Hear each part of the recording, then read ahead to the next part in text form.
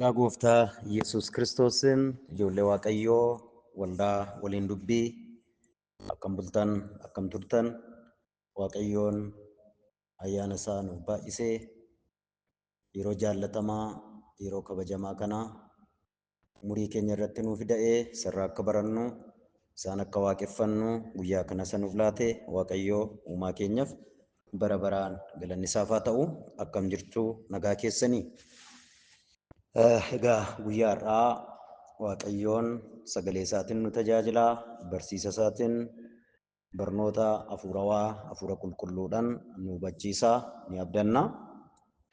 Tarii akka biyya keenya Itoophiyaatti yeroo kana guyyaa har'aa guyyaa boruu aga 12 illee kitaaba qulqulluu keessaa jechaa fi raawwii seerrata barsiisa jiru jecha cuuphaa jedhu mata duree kana irratti hundaa'uudhaan wanta ta'aa jiru waggaa waggaadhaan wantoota raawwatamaa jiranii fi tarii barsiisa kitaaba qulqulluu wajjin kan waliin fudhanne kan waliin gitne akkaataa itti raawwatu jira waan ta'eef isa yoo waliin ilaallee ba'eessaa isa jedhu yaadee keessa koo guutee irrattis kadhachaa ture. Isaadha kan waliin ilaallu. Waaqayyoodhaan galateeffannaa. Yaa Waaqayyoo si waaqeffannaa, si galateeffannaa. Ati Waaqayyoo keenyaa, ati gooftaa keenyaa, ati fayyisaa keenya, ati hirkoo keenya, ati gaachana keenyaa. Yeroo jaallatamaa, yeroo kabajamaa nuuf kennite kanaaf maqaa gooftaa Yesuus Kiristoosiin galanni bara baraan siif haa ta'u. Guyyaan har'aa guyyaa ati nuuf laatte yeroo daqiiqaa sa'aatiiwwan jiran hundumaa anaaf obboloota koo biyya keessa biyya alaa iddoo adda addaa waldaa keessa maatii isaanii iddoo hojiillee jiraatanitti sagalee kee dhugaa dubbachuu waan barbaaddeef siif eeyyamnaa. Eenyummaan keenyaa nama daangeffamee fi murtaa'e ta'uun keenya otoo hin dhorkine hafuura qulqulluudhaan sagalee qulqulluudhaan dhugaa kee qulqulluudhaan dhiiga ilma kee Yesuus qulqulluudhaan cubbuu kamirraayyuu nu qulqulleessitee sagalee qulqulluu akka nutti dubbattu fedha kee gaarii nuuf haa ta'u. Kana kan hin jaallanne seexan ergamni seexanaa maqaa cuuphaa ilmi kee Yesuus Kiristoos cuuphamee cuuphaa jedhee abboome kana da'oo godhachuudhaan fayyina bara baraa jireenya bara baraa dhaloota otoo hin barsiifne dhalootatti otoo hin lallabne otoo hin fayyines akka wanta fayyaniitti namoonni baay'een namoonni miliyoonni hedduu fudhatanii dogoggora karaarraa kaatanii akka jiraatan gochuun ni barbaadu. Ergama isaa wajjin maqaa Yesuusiin kan hidhame haa ta'u. Biyya keenya Itoophiyaa, Afrikaa, addunyaa mara irratti ulfinni kee ilmi kee Yesuus haa lallabamu. Yaa gooftaa guyyaa har'aa guyyaa boruu guyyaa itti aanullee sababa cuuphatii wantoota ta'u kana keessa darbitee namoota baay'eetti gaafii namoota baay'eetti hibboo kan ta'e kana hubachiiftee hojii hafuura qulqulluu humna wangeelatiin namoonni fayyuu qaban akka fayyan fedhaa fi jaalala kee haa ta'u. Bara baraan si haa galatu. Maqaa goofticha Yesuus jedhii nuuf dhaga'i. Ameen. Dubbii Waaqayyoo wangeela Maatewos boqonnaa 28 lakkoofsa 18 haga 20 irra kan jiru dura buufata godhannee Waaqayyoon nu barsiisa. Waaqayyoon nutti dubbata. Kanaaf sirriitti qalbeeffannee hordofuu qabna jechuudha. Maal jedhaa? Lakkoofsa 18 irraa jalqabee Yesuus immoo gara isaanitti dhiyaatee gooftummaan hundinuu Waaqa irratti lafa irrattis anaaf kennameera. Egaa dhaqaa maqaa Abbaatii fi Ilmaatti kan hafuura qulqulluuttis isaan cuuphuudhaan saba hundumaa bartoota koo godhaa. Waan ani isin abboome hundumaa eegus isaan barsiisaa. Kunoo ani immoo hamma dhuma baraatti guyyaa hundumaa isinii wajjin nan jiraa isaaniin jedhee galanni Waaqayyoof haa ta'u. Gooftaan keenya fayyisaan keenya qorichi keenya Yesuus Kiristoos du'ee erga du'a mo'ee ka'een booda abboommi seerrata ajaja waldaa kiristaanaa yookaan amantoota dhugaatti kenne keessaa inni kun isa tokkodha. Maal jedhaa? Wangeela Maatewos kana boqonnaa 28 lakkoofsa 18 hanga 20 kana wanta gurguddaadha gidduu kana kan jiru yookaan barreeffama kana keessa ergaa kana keessa keeyyata kana keessa heertuu kana luqisii kana keessatti Yesuus immoo jedha nama biraa miti. Gooftaan keenya fayyisaan keenya Yesuus immoo gara isaanitti dhiyaatee bartoota sanatti dhiyaatee gooftummaan hundinuu waaqa irratti lafa irrattis anaaf maal ta'eeraa kennameera. Waaqa irratti samii irratti lafa irratti uumama bantii waaqaa keessa jiran uumama lafa kanarra jiran wanta uume sana hundumaa irratti seexanallee dabalate ergamoota maleekota hafuuraallee dabalate waaqayyoo gooftaan waan uumeef hundumaa irratti gooftummaan yookaan waaqummaan yookaan aboon aangoon anaaf maal ta'eera anaaf kennameera. Hundinuu waaqa irratti lafa irratti anaaf kennameera. Egaa maal godhaa? Gooftummaa kanaan aangoo kanaan dhaqaa maqaa Abbaatii fi Ilmaatti kan Hafuura Qulqulluuttis isaan cuuphuudhaan saba hundumaa bartoota koo godhaa. Aboo kanaan aangoo kanaan afaan kam keessattuu aadaa kam keessattuu barsiisa kam keessattuu beekumsa kam keessattuu amantaa kam keessattuu siyaasa kam keessattuu aangoo guddaa olaantummaa kan qabu omtuu daangessuu kan hin dandeenye kanaan dhaqaa maqaa Abbaa kan Ilmaa kan Hafuura Qulqulluutti isaan cuuphuudhaan jedha saba hundumaa bartoota koo godhaa. Waanan isin abboome hundumaa eeguu isaan barsiisaa. Kunoo ani immoo amma dhuma baraatti guyyaa hundumaa isin wajjin nan jiraa isaanin jedhe. Maqaa Waaqayyoo bara baraan kan eebbifame haa ta'u. Egaa kutaa kana yoo laalle Yesuus Kiristoos wantoota hundumaa arfan as keessatti caqase dura caqasee sanaan booda kallattiidhumaan barnoota har'a barannutti ni ceena jechuudha. Inni jalqabaa gooftummaan hundinuu kan jedhudha. Hundumaa arfan yookaan hundinuu arfan kan jedhu. Gooftummaan hundinuu kan jedhu as keessatti hin arganna. Akkasuma immoo gooftaan Yesuus Kiristoos egaa dhaqaa maqaa Abbaa kan Ilmaa kan Hafuura Qulqulluutiin isaan cuuphuudhaan saba hundumaa gooftummaa hundumaa saba hundumaa bartoota koo godhaa bartoota koo maal godhaa taasisaa isa jedhu. Abboommii hundumaa lakkoofsa 20 irratti inni sadaffaan abboommii hundumaa waanan isin abboome hundumaa eeguus maal godhaa isaan barsiisaa. Inni arfaffaaf inni xumuraa immoo yeroo hundumaa yookaan guyyaa hundumaa kan jedhu. Isa kana gooftaa Yesuus Kiristoos waaqa keenyatu dubbate. Kanaaf akka laayyootti ilaaluu hin qabnu. Kanaaf ergama guddaa Great Commission yookaan ergaa guddaa ajaja guddaa abboommii guddaa as keessa jiru kana akka laayyootti ilaaluu hin qabnu. Kanaaf kan nuti ilaallu maalidha? Cuuphaan bishaanii akka barsiisa fi abboommii kitaaba qulqulluutti maali? Yoomi? Eenyutu abboome? Eenyuun jalqabee maaliif barbaachise? Eenyaa cuuphamu? Eenyaa cuuphu? Maqaa eenyutiin cuuphnaa yookaan cuuphamna? Eessatti cuuphamna yookaan eessatti cuuphna? Akkamitti taasifama yookaan raawwatama? Bishaan itti facaasuudhaanii? Bishaan irratti dhangalaasuudhaanii? Bishaan keessatti cuuphuudhaanii? Yeroo yookaan si'a meeqa? Bu'aan isaa maali? Fayyina yookaan jireenya bara baraa namaaf kennaa? Gooftatti amanuu moo bishaan hin cuuphamuutu dursa? Waan amanneef immoo amanuuf cuuphamna?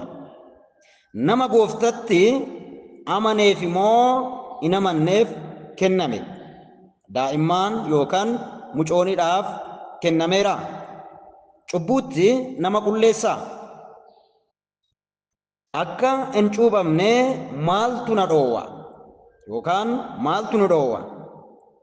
Cuuphaa bishaanii moo dhiiga Yesuustu cubbuutti nama qulleessaa? Gaaffiiwwan jedhan irratti hundaa'uudhaan tokko tokkoon waliin ilaalla. Cuuphaa bishaanii akka barsiisa fi abboommii kitaaba qulqulluutti akka dhaabbata amantaa sanaatti yookaan akka dhaabbata waldaa isa sanaa isa kanaa akka barsiisa nama dhuunfaa akka barsiisota tokko tokkootti osoo hin ta'an akka ilaalcha keenyatti osoo hin ta'an akka shaakala keenyatti osoo hin ta'an akka hubannaa namaatti yookaan namootatti osoo hin ta'an akka seera ta'eetti yookaan dambii ta'e wayiitti osoo hin taane akka barsiisa yookaan barnoota fi abboommii yookaan ajaja kitaaba qulqulluutti akka sagalee Waaqayyoo jedhutti akka Waaqayyo jedhutti cuuphaan bishaanii kun maali kan jedhurraa kaafne armaan gaditti ilaaluu dandeenya.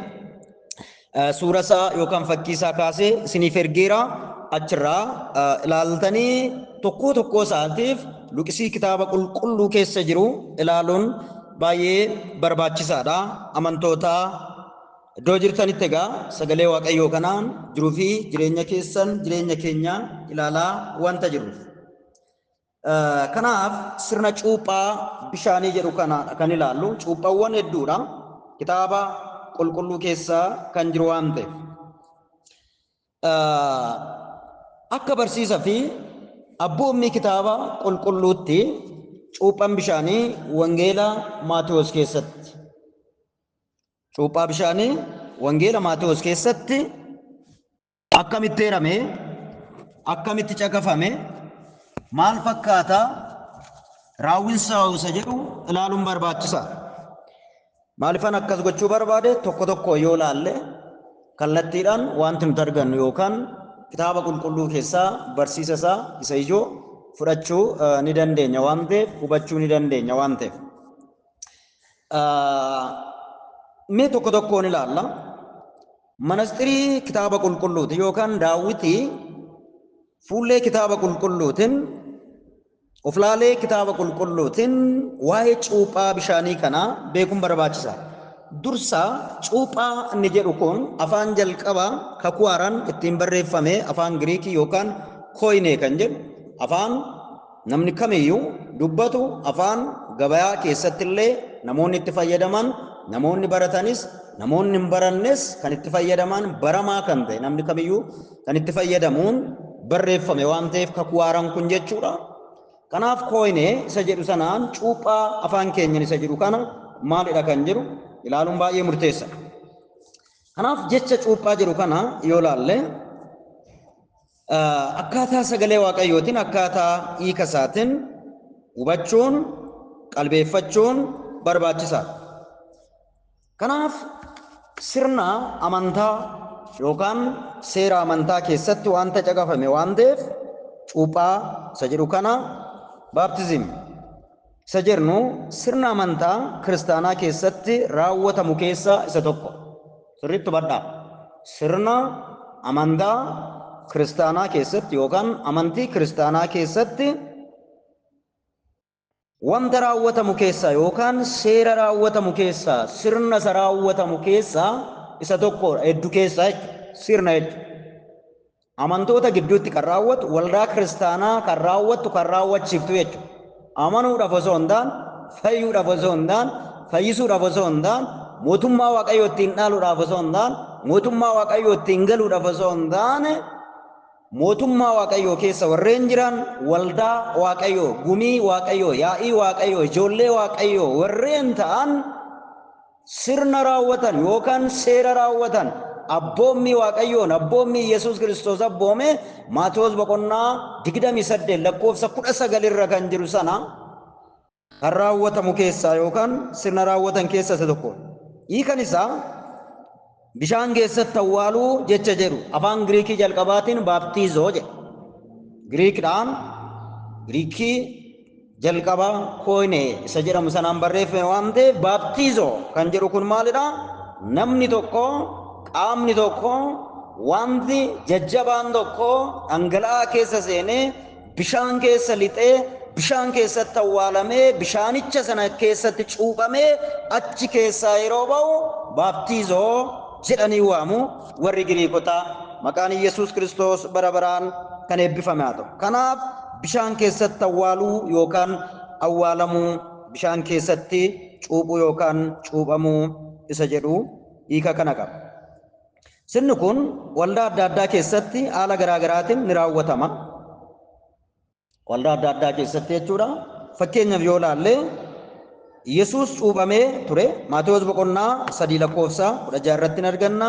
Bartoonni Kiristoos namoota Yesuusitti amanan cuuphaniiru. Fakkeenyaaf hojii ergamootaa boqonnaa 2 lakkoofsa 41 irratti argachuu dandeenya. Sakana baay'ee keessa lixuun barbaada. Waan kana ta'eef akka barsiisa fi abboommii kitaaba qulqulluutti cuuphan bishaanii maali kan jedhugaa tokko tokkoon ilaalla. Isiniin jedheera wangeela Maatewos keessatti akka sagalee waaqayyoo jedhutti jechuudha maal fakkaata? የውሃ ጥምቀት እንደ መጽሐፍ ቅዱስ አስተምሮና እንደ መጽሐፍ ቅዱስ ትእዛዝ ምንድነው? መቼ ነው የተጀመረው? ማን ነው ያዘዘው? እንዴት ነው የተጀመረው? ለምንድን ነው የሚያስፈልገው? ማን ነው የሚያጠምቀው? ማን ነው የሚጠመቀው? በማስም ነው የምናጠምቀው ወይም በማስም ነው የምንጠመቀው? የት ነው የምናጠምቀው? የት ነው የምንጠመቀው? እንዴት ነው የምንጠመቀው? እንዴት ነው የምናጠምቀው? ውሃ በሰው ጭንቅላት ላይ በመፍሰስ ነው? በመርጫት ነው? በውሃ ውስጥ በማጥለቅ? እንዴት ነው የሚከናወነው? መቼ ነው የሚሆነው? ስንት ጊዜ ነው የሚሆነው? ስንት ጊዜ ነው የሚደረገው? የውሃ ጥምቀት ተደጋጋሚ ነው ወይም በአንድ ጊዜ ተደርጎ የሚቆም ነገር ነው? ፋይዳ ወይም ጥቅሙ ምንድነው? ለምን ይጠቅማል? የውሃ ጥምቀት ጅሬኛ በረበራ ወይም የዘላለም ሕይወት ይሰጣል። የውሃ ጥምቀት የእግዚአብሔር ልጅ ኢየሱስ ክርስቶስን ካመንን በኋላ ነው ለማመን ነው የምናደርገው። ይሄንን ስርዓት የምናከናውነው ለምንድን ነው? በጌታ በኢየሱስ ክርስቶስ ማመን ነው? የውሃ ጥምቀት ነው የሚቀድመው? ቅደም ተከተሉ የትኛው ነው? ስላመን ነው የምንጠመቀው ወይም ለማመን ነው የምንጠመቀው? በውሃ ጥምቀት ስለ ውሃ ጥምቀት ነው የምናወራው። በጌታ በኢየሱስ ክርስቶስ ያመና ሰው ነው የሚጠመቀው ወይም ያላመና ሰው ነው? ለማን ነው የተፈቀደው? ሰው ዝም ብሎ ይጠመቃል? ዝም ብሎ ያጠምቃል? የእግዚአብሔር ቃል ምን ይላል? ለልጆች ወይም ለሕፃናት የውሃ ጥምቀት ተፈቅደዋልን? ሕፃናት እንድናጠምቅ የመጽሐፍ ቅዱስ መመሪያ የመጽሐፍ ቅዱስ መሰረት አለን ወይም ዝም ብለን ነው የምናደርገው? ይሄንን መጠየቅ አለብን። የውሃ ጥምቀት ከኃጢአታችን ሊያነጻን ይችላልን? ስንጠመቅ ወይም ስናጠምቅ ከኃጢአት ስርየት የኃጢአትን ስርየት ለመቀበል ነው የምናደርገው? ከኃጢአት ለመታጠብ ነው የምናደርገው? ለምንድን ነው የምናደርገው? ይህንን ሐቅ ጥያቄዎች በመጠየቅ ትክክለኛ የመጽሐፍ ቅዱስ አስተምሮና የመጽሐፍ ቅዱስ ትእዛዝ ማወቅ አለብን። እኛ ክርስቲያኖች ነንና እኛ እንዳንጠመቅ የሚከለክለን ነገር ምንድን ነው? እኔ እንዳልጠመቅ የሚከለክለኝ ነገር ምንድን ነው? ይህንን ራሳችንን መጠየቅ አለብን። የውሃ ጥምቀት ነው የጌታችን የኢየሱስ ክርስቶስ ደም ነው ከኃጢአት የሚያነጻ ከኃጢአት ከኩነኔ የሚቀድስ ነፃ የሚያወጣው የውሃ ጥምቀት ነው የኢየሱስ ክርስቶስ ደም ነው። ይህንን ማወቅ አለብን። ስለዚህ በዚህ ጥያቄ መሰረት ቀጥታ እሱን እንመለከታለን። በመጽሐፍ ቅዱስ መነጽር በመጽሐፍ ቅዱስ እይታ የውሃ ጥምቀት ምንድነው? መቼ ነው የተጀመረው? እንዴት ነው የተጀመረው? በማን ነው የተጀመረው? ለምንድን ነው ለቤተ ክርስቲያን የተሰጠው? ከቤተ ክርስቲያን ትእዛዛት ወይም ሕግጋት ወይም ስርዓት አንዱ ነው የውሃ ጥምቀት። ስለዚህ በግሪክ መጀመሪያ አዲስ ኪዳን የተጻፈበት ቋንቋ ግሪክ ወይም ኮይኔ ግሪክ የሚል ቋንቋ ነውና ተራ ሰው ወይም ማንኛውም ሰው የሚናገር የገበያ ቋንቋ ነው። በትምህርት ቤት ወይም በባለስልጣናት ዘንድ ብቻ ሳይሆን ሁሉም ሰው የሚያውቀው ነው። ባፕቲዞ ማለት በውሃ ውስጥ ገብቶ መውጣት ወይም ውሃ ውስጥ መቀበርን ያሳያል። ዋን ከነ ተኤፍ ሰገሌ ዋቀዮ ረቱ እንዳውዳን ሰከነ ቤኩ ቀምነ ዮከኑ በቹ ቀም ጩቀም ብሻኒ አከ በርሲሰ ፊ አቦሚ ኪታበ ቁልቁሉቲ ወንጌላ ማቴዎስ ኬሰቲ ማል ፈካት ጌታችን መድኃኒታችን ኢየሱስ ክርስቶስ በማቴዎስ ወንጌል ምዕራፍ 28 ከቁጥር 18 እስከ 20 ላይ የተጻፈው ያዘዘውን እንመለከታለን። አራቱ ሁሉዎች እዚህ ላይ እናገኛለን። አንደኛ ስልጣን ሁሉ ላይ በሰማይና በምድር ተሰጠኝ። በየትኛውም ነገር ላይ በፍጥረታት ላይ በሚታዩት በማይታዩት ላይ በመላእክቶች ላይ በሰው ልጆች ሁሉ ላይ በባህል ላይ በቋንቋ ላይ በየትኛውም ደረጃ ላይ ላለው ፍጥረታት ሁሉ በላይ የኢየሱስ ክርስቶስ ስልጣን ስለሚበልጥ ስልጣን ሁሉ በሰማይና በምድር ተሰጠኝናል። እንግዲህ ሂዱና አለ በአብ በወልድ በመንፈስ ቅዱስ ስም እያጠመቃችኋቸው አሕዛብን ሁሉ ወይም ሕዝብን ሁሉ ደቀ መዛሙርት አድርጉ ይላል። ስለዚህ አራቱ ሁሉዎች ስልጣን ሁሉ የሚል ነው። ሕዝብ ሁሉ ወይም ሰው ሁሉ ይላል። ሁለተኛ ሌላ ደግሞ ትእዛዝን ሁሉ፣ አራተኛና የመጨረሻ ደግሞ እስከ ዓለም ፍጻሜ ሁልጊዜ ከእናንተ ጋር ይሆናሉ ይላል። ክብር ለአምላካችን ለእግዚአብሔር ይሁን። ስለዚህ ይህንን ትእዛዝ ታላቁ ትእዛዝ ይዘን በመጽሐፍ ቅዱስ ውስጥ ስለ ውሃ ጥምቀት መማር፣ ስለ ውሃ ጥምቀት ማስተማር፣ ስለ ውሃ ጥምቀት መጠየቅና ለጥያቄያችን ከየትም ሳይሆን ከመጽሐፍ ቅዱስ እንድናገኝና ሌሎችም ደግሞ እንድናስተምር የእግዚአብሔር ፍቃድና የእግዚአብሔር ሐሳብ የተገለጠ ነውና እሱን መመልከት አለብን። ዋን ከነ ተኤፍ tokkoffaa irratti kan waliin ilaallu wangeela Maatewos boqonnaa 3 lakkoofsa 5 hanga 7 irratti akkas jedha. Isaan kun cubbuu isaanii machaa laga Yordaanositti ofuun ciibsisuu turani ይላል። ኃጢአታቸውንም እየተናዘዙ በዮርዳኖስ ወንዝ በእርሱ ይጠመቁ ነበር ይላል። መጀመሪያ ንስሐ ነው። ኃጢአታቸውን እየተናዘዙ ይላል። በየት? በዮርዳኖስ ወንዝ ይላል። በቤት አይልም መጽሐፍ ቅዱስ፣ በወንዝ ይላል። ውሃ ያለበት ቦታ ነው። ኢሳን ኩን ጩቡ ሳኒ መቻ መጀመሪያ ወንጌል የሰሙ ሰዎች ንስሐ ግቡ ብሎ መጥምቁ ዮሐንስ እየሰበካቸው በምድረ በዳ እየጠራቸው ወደ ኢየሱስ ክርስቶስ እንዲመጡ እያደረገ ነውና፣ ስለዚህ እነዚህ ሰዎች ኃጢአታቸውንም እየተናዘዙ በዮሐንስ በዮርዳኖስ ወንዝ ይጠመቁ ነበር ይላል። ትልልቆች ናቸው፣ የሚሰሙ ናቸው። መጥምቁ ዮሐንስ የሚያስተምረውን ነገር ይረዳሉ። ከተረዱ በኋላ ኃጢአተኞች መሆናቸውን ካመኑ በኋላ ኃጢአታቸውን እየተናዘዙ ንስሐ እየገቡ በዮርዳኖስ ወንዝ በመጥምቁ ዮሐንስ ወይም በአጥማቂ ዮሐንስ ይጠመቁ ነበር ይላል መጽሐፍ ቅዱስ። እንጩበ ሙቱራን ይየ ነሞታ ጉርጉዶ ዳኢማም ሚት ነሞታ ጥጥቆ ሚት ነሞታ ኢኑበኔ ሚት ዋን እንለለቡ እንነቦደ ዱፉ እኒ ኢብዳፊ አፉረ ቁልቁሉዳን እስንጩባ አኒገሩ ዋያ ደገራ ኬሰኒ ጌደረተኒፍ ቢሻንናን እስንጩባ የሮ ጅሩ አርጊነ እኔ ለማፋ ማቴዎስ 3 ለኮፍሰ 11 ኮረቲ ማል ጀዳ ያ ደገራ ጌደረቹ ኬሰኒ ቢሻንናን እስንጩባ ያ ደገራ ጌደረቹ ኬሰኒ እንጋፈተን ጋፊሳን ጋፈተን እኔ ለንስሐ በውሃ አጠምቃቸዋለሁ እርሱ ግን በመንፈስ ቅዱስና በእሳት ያጠምቃቸዋል ይላል። ከጠየቁ በኋላ ምንድነው? እኔ በውሃ አጠምቃቸዋለሁ። ለምን? ንስሐ ስለገባችሁ የኃጢአት ስርየት ስላገኛችሁ እኔ በውሃ አጠምቃቸዋለሁ። እሱ ያመናችሁ ስለናንተ ኃጢአት ደግሞ የመጣው የሞተው ሞት እንዲል አድርገው የተነሳው ኢየሱስ ክርስቶስ ነውና እሱ በውሃ ሳይሆን በመንፈስና በእሳት ያጠምቃቸዋል። ስለዚህ ስለ ውሃ ጥምቀት ነው። የመንፈስ ጥምቀት እዚህ ተጠቅሷል። የእሳት ጥምቀት ተጠቅሷል። እሱን አነካማው። አሁን ቀጥታ የውሃ ጥምቀት ነው የምንፈልገው። የምናገኘውም ከመጽሐፍ ቅዱስ ይህንን ነው የምንማረው። ከናፍ ያረ ገራሳኒ ገደረቹ ከሰኒ ቢሻንናን ሲንጩበ አገማት ባፕቲዞ ከንጀሩ ቢሻን ሲንተንፈጫሳ ቢሻን መታ ከሰረተን አንገላሳ ወዞንዳን ቢሻን ከሰተን ሲንጩባ ቢሻንናን ሲንጩባ ይደ የሮ ጀሬን ከናን ወጅን አሰው yokan dubbata argina inni kambira sadaffaa irratti yoolaalle wangeela Maatewos boqonnaa 3 lakkoofsa 13 hanga 14 irratti isa jiru maal jedha Yesuus yemmus Yohaannis cuuphaan akkasa cuuphuuf Galiiladhaa Yordaanositti isa bira dhufe Yohaannis garuu siin cuuphamuun anaaf barbaachisa ati immoo cuuphamuuf gara koo dhuftaa jedhee jabeessee isa ittise Abboommi kana kan kenne wangeela Maatewos boqonnaa 28 lakkoofsa 19 irratti maqaa abbaa kan ilmaa kan hafuura qulqulluutiin cuuphaa kan jedhe Maatewos boqonnaa 3 lakkoofsa 13 hanga 17 kanatti yoolaalle kan cuuphame Yesuus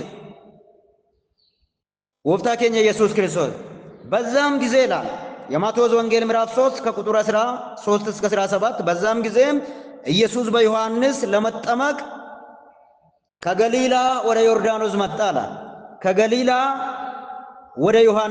ወደ ዮርዳኖስ መጣ 92 ኪሎ ሜትር ማለት ነው ገሊላና ዮርዳኖስ በካርታ ስንመለከት 92 ኪሎ ሜትር ስፋት ወይም ርቀት አለው ዮሐንስ ግን ይህማ አይሆንም እኔ ባንተ መጠመቅ ሲያስፈልገኝ እንዴት አንተ ወደኔ simaxaallee biloo kalakkalaudha. Kanaaf Yohaannis cuuphan maal jedhee anatu sirkatti cuuphamuu qaba malee atin harkatti cuuphamuudhaan maaliif dhufta jedhee gooftaa keenya Yesuus Kiristoosin yeroo dhorku argina. Kanaaf Yesuus Kiristoos maaliif cuuphame kan jedhuga fakkeenya nuuf ta'uudhaaf cuuphaa du'aa kan jedhuun dhuma irratti akkamitti akka cuuphamu akkamitti akka awwaalamu akkamitti achi keessaa akka ka'u fakkeenya ta'uudhaaf isa dibame ta'uudhaaf isa muudame ta'uusaa argisiisuudhaaf ilmaan namootatti dabalame nama ta'ee foon uffatee cubbamoota bakka bu'uudhaan aarfama wareegama kana kanfalee cubbuu ilmaan namootaa baatee Yesuus Kiristoos abaarsa keenya fudhatee abaarsa bara baraa firdii Waaqayyoo eekkamsa Waaqayyoo jalaa nu oolchuudhaaf maqaan Yesuus bara baraan kan eebbifame. Kanaaf Yesuus Kiristoos ለኃጢአቱ አይደለም የተጠመቀው ከኛ ጋር ህብረት ለማድረግ ሰዎችን ለማዳን እነሆ የሰውን ወይም የሕዝብን የሰዎችን ኃጢአት የሚያስወግድ የእግዚአብሔር በግ ብሎ መጥምቁ ዮሐንስ ምዕራፍ 1 ቁጥር 29 ላይ እንደተናገረው ጌታችን ኢየሱስ ክርስቶስ ለምንድን ነው የተጠመቀው? እሱ ኃጢአተኛ አይደለም። እሱ መለኮት ነው፣ ደሞም ሰው ነው፣ የእግዚአብሔር ልጅ ነው፣ ንጹህ ቅዱስ የእግዚአብሔር ልጅ ነው። ስለዚህ የተነገረው ትንቢት እንዲፈጸም ወደ ፍጻሜ እንዲመጣና ጌታችን ኢየሱስ ክርስቶስ ከአባቱ ዘንድ ለምን እንደመጣ ተግባራዊ ለማድረግ ወይም የትንቢቱ ፍጻሜ እንዲሆን እንዲኖር ለማድረግ ጌታችን ኢየሱስ ተጠምቋል እንጂ እሱ በማንም አያምንም። እሱ መለኮት ነው፣ እሱ እንድናምን ይፈልጋል እንጂ እንደኛ አይደለም። ስለዚህ ጎፍተን ኢየሱስ ክርስቶስ ማሊፍ ጩፈን ኢየሱስ የሙስ ዮሐንስ ጩፈን መጥመቁ ዮሐንስ አጥማቂው ላል ሲሙ ራሱ መቃን ሰዓቱ ጩፋ ጀደሜ ዋመመ። ዮሐንስ ረጫ አንጀራምነ ዮሐንስ ቢሻን እትፈጫሳ አንጀራም ዮሐንስ ቢሻን ረትራ አንገላሳ አንጀራም ዮሐንስ ጩፋን ጀዳዋን ደተኤ ጩፋሙዳፍ ጀዳሞ ኢየሱስ ክርስቶስስ ገረስ አከዱፌ ኩታሰነ ከሰት የሮ ዱጋባው ዮካን ኩታሰነት የሮ ዱበት አርግነ ማቴዎስ በቆና ሰዲ ለኮፍሳ ኩዳጃረት ማል ጀራ ኢየሱስ ጩፋሜ ቢሻንቸ ከሳ አኩማ በየንጀ ኢየሱስ እንደተጠመቀው ከውሃ ወጣላ። ስለዚህ ውሃ ውስጥ ገብቶ ነው ተጠመቀው ኢየሱስ። ውሃ ዳር ወይም ጫፍ ቆሞ አይደለም። ስለዚህ ተጠመቀው ኢየሱስ። ስለተጠመቀ ማቴዎስ ምዕራፍ 28 ቁጥር 19 ላይ ሄዱና አጥምቁ ነው ያለው። አጥምቁ ነው ያለው ጌታችን ኢየሱስ ክርስቶስ። ከናፍ ኢየሱስ ቢሻንቸ ከሳ አኩማ በየን ቢሻንቸ ከሰ ሰኔች ከናፍ ቢሻን ከሰት ጩብዳን ገገፈመ ይቹዳ kutaa kana keessatti yeroo laallu akkaataa sagalee Waaqayyooti. Maatoosuma boqonnaa 21 lakkoofsa 25 irratti immoo maal jedha? Cuuphaan Yohaannis cuuphee eessaa abboomame? Waaqayyo biraa moo nama biraa abboomame? Yesuus Kiristoosin warri Fariisotaa sun yeroo gaafatan gaafii Yesuus gaafatame 380 wayi sana keessa cuuphaan Yohaannis cuuphee kun eessaa abboomame jedhan. Cuuphaa jecha jedhu. Waaqayyo biraa abboomame moo nama biraa abboomame jedhanii eenyu gaafatu? Yesuus Kiristoos sana gaafatu. Yesuus Kiristoos cuuphame sana gaafatu. Yesuus Kiristoos abboommii cuuphaa barsiisa cuuphaa bishaanii kana warra amanan waan amananiif haa cuuphamanii du'uu fi du'aa ka'uu kootiin haa fakkeeffamu. Yeroo bishaan keessa lixu yeroo bishaan keessatti awwaalamu akkan isaaf du'ee awwaalame cubbuu isaatiif cubbuu isaaniitiif cubbuu keessaniif yeroon immoo bishaanicha keessaa ka'u yookaan qaamni sun bishaanicha keessaa yeroo ka'u akkuman du'e awwaalamee gaafa guyyaa sadii immoo du'a mo'adhee seexana mo'adhee cubbuu mo'adhee qajeelummaa keessaniif ka'e sana hubachuudhaaf yookaan fakkeenya kana argisiisuudhaaf jedhee Yesuus Kiristoos kan barsiise. Kanaaf eessaa abboomame jecha jedhu gaafii Yesuusin kiyyeessuu barbaada waan ta'eef. Maatoos boqonnaa 28 irratti maal jedha?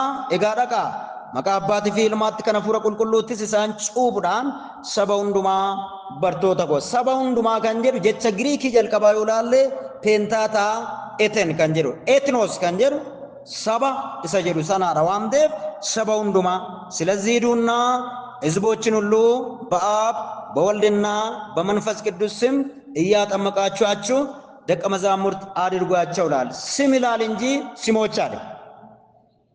በአብ በወልድ በመንፈስ ቅዱስ ስም ይላል። አቃቲ ጩባይ ከናፍ ሰገሌ ዋቀዮ ረቱ እንዳውዳን አካታ ሰገሌ ዋቀዮ ጀዱ ነጋ ማቴዎስ keessatti kanuti ilaallu isa kanaadha. Kitaaba qulqulluu keenya keessatti akkaataa sagalee waaqayyoo jedhuun dubbii waaqayyootiin akkamitti ilaallaa akkamitti geenyaa isa jedhu qalbeeffachuu yookaan hubachuu qabnaa ijoollee waaqayyoo maatii waaqayyoo. Inni lammaffaan kan nuti ilaallu maalidha? Wangeela Maarqos keessattuu cuuphan bishaanii maal fakkaata? Wangeela Maarqos keessatti በማርቆስ ወንጌል የውሃ ጥምቀት ምን ይመስላል? የማቴዎስ ወንጌል ዋና ዋና የሆኑ ነገሮችን አይተናል። አሁን ደግሞ በማርቆስ ወንጌል የውሃ ጥምቀት እንዴት ነው የሚከናወነው?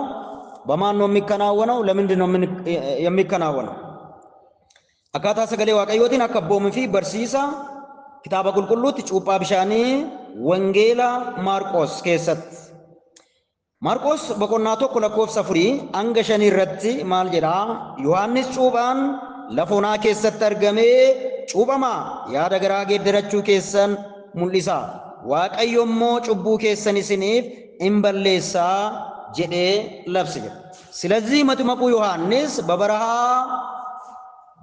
እየዞረ እየጮኸ ምንድን ነው ያለው? ለኃጢአት ስርየት ዮሐንስ ምን ያደርጋል? ንስሐ ግቡና ተጠመቁ ኃጢአታቸው ይሰረይላቸው ዘንድ ይላል።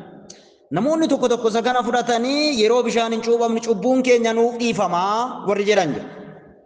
Yohaannis kan inni jechaa jiru maalidha? Yohaannis cuuphan jedha lafoonaa keessatti argame maal jedhee cuuphamaa. Maaliif? Abbooma jira waan ta'eef yaada garaa geeddarachuu keessan maal godhaa mul'isaa jechaa jira. cuuphamaa ተጠመቁ ለምን? ንስሐ መግባታቸውን አሳዩ ማለት ነው። ተጠመቁ ሲል ለምን ይላሉ እነሱ። ከዛ በኋላ እሱ ደግሞ ምንድነው መልሶ? ስላመናችሁ ወይም ንስሐ ስለገባችሁ ኃጢአታችሁ ስለተሰረየላችሁ ነው የምትጠመቁት ነው የሚለው። ዮሐንስ cuuphan lafoonaa keessatti argame cuuphamaa koomaa yookaan qooddoo yaada garaa geeddarachuu keessan mul'isaadha. Sagalee waaqayyoo waliin faalleessu akkuma Maatewos keessatti ilaala. kanaaf cuuphan yaada garaa geeddarachuudhaaf guyyaa har'aa kan ta'u guyyaa boruu kan ta'u xirrii gaafa guyyaa 11 gaafa 12 Mikaala warreen jedhan jiru. isa kana sagalee waaqayyooti yoo laalle namoota cuuphumoo namootatti bishaan facaasumoo namootatti bishaan dhangalaasu si'a adda addati moo si'a tokkodha? waggaatti si'a tokko moo namoonnumti sun si'a baay'ee deddeebi'aniiti kan kadhatan? yeroo dhukkubsataniidha moo cuuphan bishaanii kan kenname? yeroo dubartoonni haadhotiin da'ani moo cuuphan bishaanii kan kenname? yeroo foon nyaatan guyyaa roobii yookaan guyyaa jimaataa yookaan hanqaaquu yookaan killee yeroo nyaatan yeroo dhadhaa adda addaa yeroo aannan addaa waan akkasiitti yeroo fayyadamaniif kenname cuuphan bishaanii sirriitti ilaaluu qabnu. obboloota koo amantoota sagalee waaqayyootiin ilaaluu waamta qabnu. sagalee waaqayyootiin guyyoota kanatti fayyadamnee dhaloota karaarraa maqe dhaloota kaayyoo cuuphaa bishaanii kana mancaasaa kan jiru fayyinaaf dhiiga Yesuus Kiristoos wajjin wal qixxeessaa kan jiru. in cuuphan hafe taanaan fayyuun hin danda'amu. Yesuus qobaasaa fayyisuu hin danda'u. dhiigni Yesuus ga'a miti. arfamni Yesuus ga'a miti. ajjeefamuun Yesuus ga'a miti. du'ee awwaalamuunsaa du'a mo'ee ka'uunsaa ga'a miti jedhanii Yesuusitti amanuu ida'u cuuphaa bishaanii wal qixa jireenya bara baraa fayyina bara baraati warreen jedhan namoota miliyoona hedduu jiru waan ta'eef isa kana wangeela waaqayyoo kana qaqqabuu qabna waan ta'eef hubannaa kana keessa ta'uun barbaachisaadha obboloota. kanaaf yaada garaa geeddarachuu keessan maal godhaa mul'isa. kanaaf cuuphan bishaanii Yesuusitti amanuu cubbuun keenya nuu dhiifamuu yaada garaa geeddarachuu keenya karaa ittiin mul'ifnu keessaa seera ittiin mul'ifnu keessaa sirna isa tokkodha malee inni Yesuusis miti inni fayyinas miti karaa fayyinaas miti. kan nu fayyisu durbee Maariyaam irraa akka dhalatu sagalee waaqayyoo seera uumamaa boqonnaa 3:15 irratti dubartittii irraa kan dhalatu jedhee Yesuus Kiristoos dhalate. seera darbe waa'ee gannaa waan baay'ee jechaa turre waan baay'ee dubbataa turre jin akka barsiisa kitaaba qulqulluutti yoo laalle innis maal fakkaata kan jedhu ilaalamuu qaba waan ta'e. kanaaf sagalee waaqayyoo keessatti isa kana waaqayyo immoo cubbuu keessan isiniif balleessaa isa jedhu kana jecha isa dhumaa fudhatanii cubbuun keenya akka yaada garaa geeddarachuudhaan cubbuun kan dhiifamu yookaan kan balleeffamu achirratti kan caqafame yoo laal akkaataa sagalee waaqayyootiin loola. ergaa Yohaannis isa duraa boqonnaa 1 lakkoofsa 3 yoo laal lakkoofsa 5 lakkoofsa 8 yoo laalle cubbuun kan namaa dhiifamu karaa Yesuus Kiristoos dhiiga Yesuus Kiristoos ilma waaqayyootiin malee sanaanii miti waan ta'e. guutummaa kutaa Yihuudaa keessa mandara Yerusaalem keessa kan jiraatanis hundinuu lafa Yohaannis cuuphan jirutti ba'anii cubbuu isaanii himachaa laga Yordaanositti ofin cuubsisu turanii jedha. Amma deebii laachaa jira kunoo. Armaan olitti itti maa jira? Cuubamaa maaliif yaada garaa geeddarachuu keessan maal godhaa mul'isaa jechaa jira. Hundi isaanii hin baane Yerusaalem keessaa baanii iddoo Yohaannis jiru sanatti hin dhaqanii sanaan booda lafa Yohaannis cuuphan jirutti baan. Yohaannis cuuphaa jedha. Yohaannis irratti dhangalaasaan jedhu waan ta'eef ergachi baaniin booda cubbuu isaanii himachaa laga Yordaanositti ofin cuubsisu turanii. Kanaaf Ibroota boqonnaa 9 lakkoofsa 22, Yohaannis duraa boqonnaa 1 lakkoofsa 7, Qolaasiyaas boqonnaa 1 lakkoofsa 20 irratti yoo laalle gooftaan keenya fayyisaan keenya Yesuus Kiristoos dhiiga isaa qofaan yookaan aarfama isaa wareegama isaa fannifamuu isaa qofaan sireetii yookaan aafuu cubbuu arganna malee gam biraatiin argachuu hin dandeenye. Maarqos boqonnaa 1 lakkoofsa 8 irratti maal jedha? Ani bishaaninaan isin cuubee jedha. Warreen armaan olii kana isin cuubeera waan ta'eef ani bishaaninaan isin cuube yaada garaa waan geeddarrattaniif inni garuu hafuura qulqulluudhaan isin maal godha in cuuba jedhee yeroo dubbatu kutaa kana keessatti in ilaala. እኔ በውሃ አጠመቅኳቸው እርሱ ግን በመንፈስ ቅዱስና በእሳት ያጠምቃቸዋል ይላል። ማቴዎስ 3:11 ላይም ተመልክተናል። ወንጌል ማቴዎስ boqonnaa 3 lakkoofsa 11 irratti jalqaba laalle. Asuma Maarqos boqonnaa 1 lakkoofsa 9 irratti yoo laalle maal jedha? Bara sanatti Yesuus Naazreet mandara Galiilatii dhufee Yohaannis Yordaanositti isa cuube. Isuma Maatewos boqonnaa 3 lakkoofsa 14 irraa hanga 17 irratti caqafame san Yesuus Kiristoos garam dhufee bara sanatti Yesuus Kiristoos Naazreet mandara sana keessaa hin dhufee gara Galiilaan dhufee Yohaannis Yordaanositti immoo maal godhe isan cuube.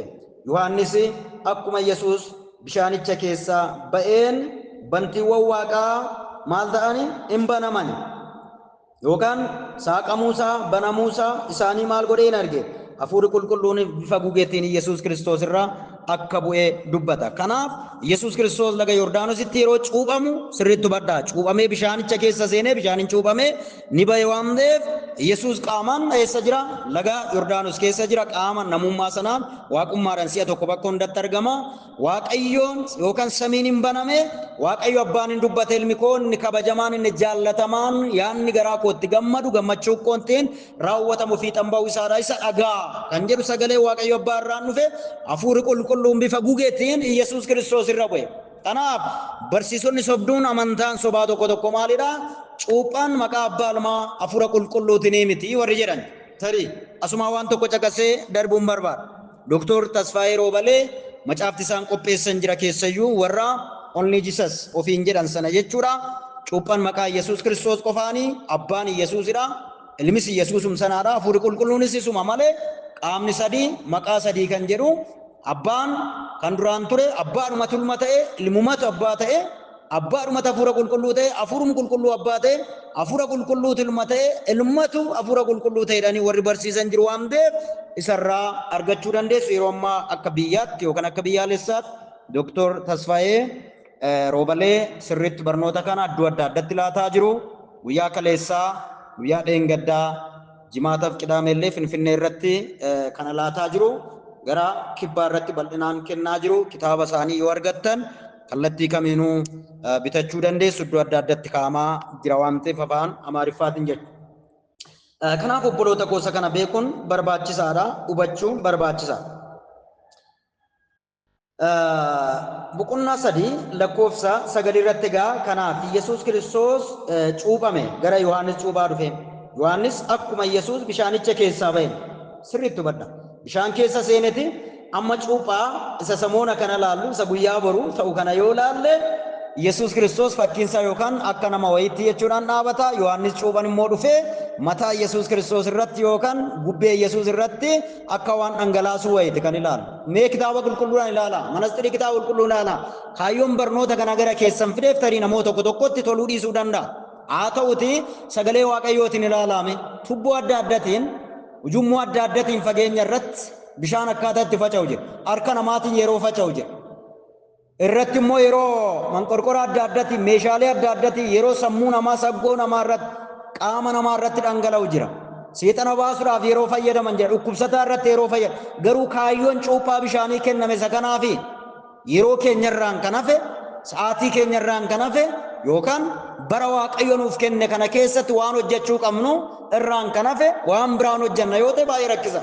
Kanannaan jedhu waaqayyo bara nuu kenne keessatti isa waaqayyo jedhe beeknee raawwachiisaa jiraachuu akka dandeenyu waaqayyoon nu gargaaru. Hin cuuphame Yohaannis akkuma Yesuus bishaanicha keessaa ba'een jedha bantiiwwan waaqaa maal ta'een baname. Kanaaf Yesuus Kiristoos samiirraan dhufe. Yesuus Kiristoos immoo hin cuuphame cuuphaa keessaa bishaan keessaan ba'e. Gaafa du'e immoo Yesuus Kiristoos awwaalame awwaala keessaan ka'e guyyaa 40 booda immoo gara abbaatti ol deebi'e. Kanaaf karaaraa kan nuu bane karaaraa kana kan nuuf eebbise ilma waaqayyoo Yesuusidha. Yesuus lallabuu qabna. Warra manetu maqaa abbaa kan ilmaa kan hafuura qulqulluutiin cuuphamuu qaba jechuu qabna. Hojii ergamootaa boqonnaa 2 nageenya dhannee ilaalla. Maqaa abbaa ilmaa hafuura qulqulluutiin hawaariyaatonni hin cuumne yoo nu teessaaf hin cuumne jedhanii barumsa sobaa warri barsiisan jira. Achuma keessaa isuma isaan caqasan sana keessa abbaa ilmaa hafuura qulqulluun akkamitti akka achi keessatti hirmaatan argisiisuu ni dandeenya. Yeroo biraa waan ta'eef isa kana akkaataa sanaan hubachuu qabna. Narfaffaa wangeela Maarqos keessatti cuuphaan bishaanii boqonnaa 10 lakkoofsa 38 hanga 39 irratti yoo laalle maal jedha? Yesuus cuuphaan ani ittiin cuuphamuuf jedhu cuuphamuu dandeessu isaaniin jedhe. Isaan immoo hin dandeenya jedhan. Yesuus garuu xoofoo ani keessaa dhuguuf jedhu keessaa dhuguuf jirtu cuuphaan ani ittiin cuuphamus cuuphamuuf jirtu isaaniin jedhe. Cuuphaa kana yoo laalle Maarqos boqonnaa 10 lakkoofsa 38-39 jecha cuuphaa jiruufi malee kana galchuun barbaannenis. Jecha cuuphaa jedhu waan fayyade. Cuuphaa bishaanii miti Yesuus kan jedhu. Yesuus kan jedhu isa kana miti. Ilaalleera waan ta'eef Maarqos boqonnaa 1 lakkoofsa 9 irrattis amma laallee turre Yesuus cuuphamee ture. Akkasuma Maatewos boqonnaa 13 irraa jalqabne hanga 17 irratti yoo laalle cuuphaa cuuphameera Yesuus waan ta'eef kan inni jedhu eeyyenii jedhe. Cuuphaan ittiin cuuphamu hin cuuphamtu xoofuun keessaa dhuguun dhugdu jechuun cuuphaa du'aa cuuphaa rakkinaa sanaan isa gara fuulduraa jiru sana. Cuuphaa bishaaniitiin haa jalqabu Yesuus tajaajila cuuphaa du'aatiin xumura waan ta'eef. Kanaaf isa Yesuus arfamuusaa Yesuus wareegamuusaa Yesuus du'uusaa kan argisiisudha waan ta'eef isaadha dubbata malee jecha cuuphaa jedhutti waan fayyadameef cuuphaa bishaanii jechuu hin dandeenye. Yohaannis irrannaa geenye sin ilaalla. Bishaan isa jedhu sana cuuphaa jedhanii warri fudhatu jira. Yesuus Niqoodimoos wajjin kan haasa'u waa'ee bishaaniitii miti. Achumatti hiika isaa argina waan ta'eef. Kanaaf cuuphaa kan jedhame kun egaa Luqaas boqonnaa 12:32 irrattis argachuu dandeenya. Luqaas 16:24 Yohaannis boqonnaa 13:26 irratti illee akkaataan caqafamee jira waan ta'eef isa keessa taanee akkaataa sagalee waaqayyoo jedhuun ilaaluu qabna jechuudha. Kanaaf cuuphaa du'aa, cuuphaa dhiphinaa, cuuphaa rakkinaa isa jedhame sanaadha kan qormaataa Yesuus Kiristoosin kan kaa'an. Ni xumuraa Maarqos boqonnaa 16 lakkoofsa 15 hanga 16 irra kan jiru jecha jiru. Maal jedhaa? Gara biyya lafaa hundumaa dhaqaa. Yesuustu dubbate du'aa ka'uun booda akkuma Maatewos boqonnaa 28:19 irratti dhaqaa maqaa abbaa ilmaa hafuura qulqulluutiin cuuphaa jedhe. Maarqos boqonnaa 16 lakkoofsa 15-16 irratti gara biyya lafaa hundumaa maal godhaa dhaqaa. Gara ilmaan namootaa dhaqaa, gara sabaaf sablammii dhaqaa. Uumama hundumaattis wangeela maal godhaa lallabaa. Dhala namaa hundumaatti lallabaa. Dhala namaatiif an dhufe, dhala namaatiif an du'e, dhala namaatiif an du'e du'a mo'ee ka'e isa kana maal godhaa lallabaa. Namna malee namni namannes maal godhaa hin fayyaa. Namni cuuphames hin fayyaa dhiifatama. Namna malee namni cuuphames hin fayyaa. Namni namanne garuu itti faradama. Asumatti caqase Yesuus. Nama namannee fi nama hin cuuphamnetti faradamaan jira. Tartiiba isaa akka jira. Namni wangeela dhagaa hin amana. Yeroo qabaannan hin cuuphama jechuudha. Amantii sana cuuphaadhaan mul'isa. Sanaan booda fayyeera namichi jechuudha. Waan amaneef cuuphama jechuudha. Waan fayyeef cuuphama jechuudha. Isa kana caqasanii amantii dha'uu cuuphaa bishaanii walqixa fayyinaa jireenya bara baraati jedhanii warri barsiisan.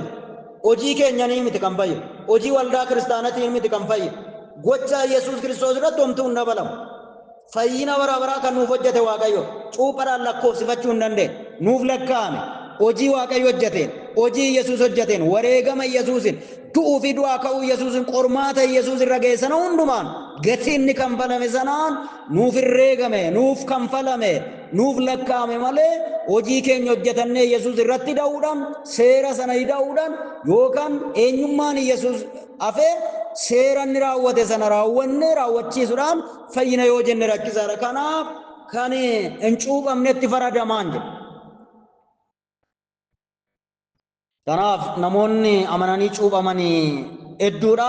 Amananii otoo hin cuuphamin warri du'an jiru. Kanaaf itti faradama jechuudha. Namtichi Yesuus Kiristoos wajjin fannifame.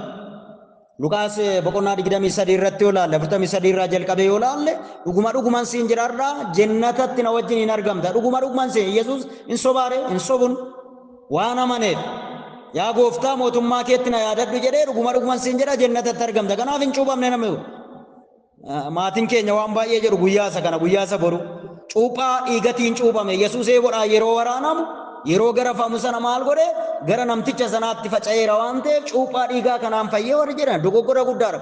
Waan hin barreeffamne dubbisuun qabu. Inni dubbatu isa Waaqayyo jedhaa dubbatu jedha Phexros ergaa isaa duraa boqonnaa 4:11. Kanaaf nama manee kan cuuphamu jechuudha. Nama hin amannetti faradamaa nama hin cuuphamne wal duraa duuba dhufa hin amana yaada garaa geeddarata jechuudha hin cuuphama. Yoommoo amanee otoo cuuphaa bishaanii sanarraa hin qaqqabne ta'e duraan amanee dhibbaan dhibbatti fayyeera waan ta'eef mootummaa Waaqayyootti deema waan ta'e hin cuuphamne bishaan sin tuqne yookaan sitti hin dhangalaane sitti hin facaane hin ta'u mootummaa koon galtu hin jedhuun Yesuus Kiristoos maqaa Waaqayyoo bara baraan kan eebbifame haa ta'u. Yesuus Kiristoos maqaan isaa bara baraan eebbifamu. Yoo fedha Waaqayyoo ta'e jaalala Waaqayyoo ta'e wangeela Luqaas fi Yohaannis immoo laaqanaan booda yookaan waareen booda ittan deebi'a. Isa kan amma tokko seensa isiniif ta'a. Luqisiiwwan kana dubbifataa gaafiis gaafataa kallattii adda addaatiin obboloota keenya guyyaa har'aa guyyaa boruu waa'ee cuuphaan hin fayyisaa cuuphaan qulqulluu waan baay'ee jedhanii isaaniifis daddabarsuu dandeessu walii keessaniif Waaqayyo ayyaana isaa nuuf haa baay'isu. In galateeffannaa yaa Waaqayyo si waaqeffannaa si galateeffannaa yeroo jaallatamaa kabajamaa nuu kennite kanaaf maqaa gooftaa Yesuusin galanni bara baraan siif haa ta'u. Kunoo sagalee kee caqafamne kana yaa Waaqayyo Maatiyos Maarqos keessatti waa'ee cuuphaa bishaanii barsiisa cuuphaa bishaanii kana ajajaaf abboommii kana eenyutu raawwata akkamitti raawwannaa maaliif raawwanna kan jedhu hubannaa hafuura qulqulluutiin yaa Waaqayyo gooftaa isaa ati dubbatte fudhachuu akka dandeenyu dhalootaaf laachuu akka dandeenyu nu gargaari. Barri keenya jireenyi keenya siinaa to'atamu guyyaa har'aa guyyaa boruu biyya keenya Itoophiyaa irratti sirna cuuphaa bishaaniitiin kan wal fakkaatu kana barsiisa keetiin ala kan ta'e barsiisa kee kan fakkaatu abboommii kee kan fakkaatu kana biyya keenya dhalootarraa mulqitee hafuura qulqulluudhaan cuuphamanii yookaan fayyanii cuuphaa bishaanii dhaloonni raawwachuu akka qabu erga fayyaniin booda dhiifamuu cubbuu argachuudhaa osoo hin taane cubbuurraa waan qulqullaa'aniif dhiiga Yesuus waan fayyaniif akka cuuphaman beekuu akka qaban kallattii adda addaatiin miidiyaa irratti karaa adda addaatiin barsiifamu kanaan dhaloonni akka oolumna hafuura qulqulluun isaan gargaara. Kanatti fayyadamee immoo waan adda addaa gochuu kan barbaadu guyyaa kanatti dhibaayyuu adda addaa aarsaa adda addaa nyaata adda addaa dhugaatii adda addaa lubbuu fi qabeenyaa namootaa irratti illee walitti bu'iinsa adda addaa illee gochuu kan barbaadu namaaf nama amantaadhaaf amantaa sagalee Waaqayyootiif sagalee namootaa barsiisa namootaa waliin makuu kan barbaadu seexanicha abbaan sobaa maqaa Yesuusin kan ifatame haa ta'u. Nati jettee jiruuf jireenya keenya bara keenyaa dhaalu bara baraan si haa galatu. Obboloota koo sagantaa waliin dubbii garee waliin dubbii waldaa waliin dubbii kanarratti tajaajilan guyyaa har'aa maqaa abbaa kan ilmaa kana hafuura qulqulluutiin ati isaan gargaari. Ati nu gargaari. Kanaan booda tajaajila hundumaa irratti baadiyyaa magaalaa keessatti guyyaa har'aa waldaan kiristaanaa waaqeffannaa gaggeessitu jalqabaan gadumaatti humna hafuura qulqulluutiin ati isaan wajjin waan taatu humna hafuura qulqulluu namoota baay'ee booji'aa namoota baay'ee dhaalaa waan jiru gaafiluma kanaan illee waa'ee cuuphaa bishaanii yooman cuuphama akkamittan cuuphama kan jedhu dhaloota keessatti yaa Waaqayyo gaaffiin kun uumamee gara keetti fiduudhaaf ati humna qabda. Aboon hundinuu aangoon hundinuu kan kooti jetteera. Aangoo kanaan humna kanaan aboo kanaan dandeettii kanaan dhaloota fayyiftee gara jireenya bara baraatti akka fidu numtillee warra mannee fayyinellee yaa Waaqayyo waa'ee cuuphaa bishaanii irratti ilaalcha gartokkee yookaan ilaalcha guutuu kan hin taane yoo qabaanne sagalee kee kanaan deebi'uu akka dandeenyu irra deddeebinee dubbisuudhaan isa tabboomte isa raawwatte isa qulqulloonni raawwachiisan raawwatanirraa barannee ofitti firoomsuu akka dandeenyu nu gargaari. Bara baraan si haa galatu. Obboloota kanaan booda tajaajilan hunduma isaanii humna hafuura qulqulluun isaan gargaare nutis iddoo jirrutti iddoo tajaajilutti tajaajila kanaan booda maqaa Yesuusin sitti laanneera afa yeroo keenya irratti kabajamee maqaa gooftaa Yesuus jedhee ameen. Waaqayyoon isin haa eebbisu eebbifamaa gaa seensa irratti egaa Maatiyosiif Maarqos irraa kan ilaalle baay'eellee yoon ariifadhe jechuudha. Luqisiiwwan sana wal qabsiiftanii akka dubbifattan suuraan asirratti gadhiise kanas amma danda'ametti sheer yoo gootan baay'ee barbaachisaadha. Gaaffiidhaan guutamee namni gaaffii kanaaf deebii argachuudhaaf gara kitaaba qulqulluu dhufuu qaba. Isinis akka laaltan isiniin jedha guyyaa irraa guyyaa boruu guyyaaf ta'anii Itoophiyaa keessatti wantoota ta'aa jiran wantoota ta'uuf jiran hin beektu waan ta'eef cuuphaa bishaaniitti wal qabate jechuudha. Adaraa keessan nama maneefis namoota namanneefis fakkii kanaan wal qabsiiftanii itti dabaltanii kallattii adda addaatiin laachuu dandeessu.